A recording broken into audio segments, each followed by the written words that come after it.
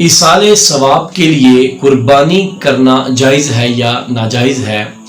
ایصال ثواب کرنا یعنی آپ کا کوئی متعلقین، آپ کا کوئی خاندان والا، آپ کا کوئی رشتہ دار، آپ کے والدین، کوئی بھی آپ کا عزیز و قریب فوت ہو گیا ہو تو اس کے لیے ایصال ثواب کرنا یہ جائز ہے۔ آپ کوئی بھی نیک عمل کر کے اسے ملت کر سکتے ہیں۔ آپ کچھ قرآن مجید کو پڑھ کر، آپ صدقہ خیرات کر کے، آپ کوئی بھی نیک عمل کر کے اس کا ثواب جو ہے اس کی ملت کر سکتے ہیں اور اس کو ایصال ثواب کر سکتے ہیں۔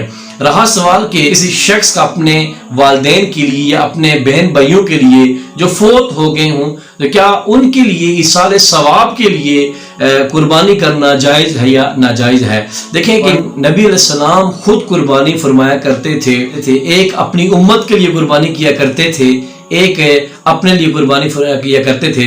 علی کرم اللہ وجہ الکریم نے 2 جانوروں کی قربانی کی تو کسی نے پوچھا کہ آپ 2 کیوں کر رہے ہیں؟ تو آپ نے کہا کہ مجھے نبی علیہ السلام نے وصیت کی تھی کہ ایک علی اپنے لیے قربانی کرنا اور ایک میرے لیے قربانی کرنا۔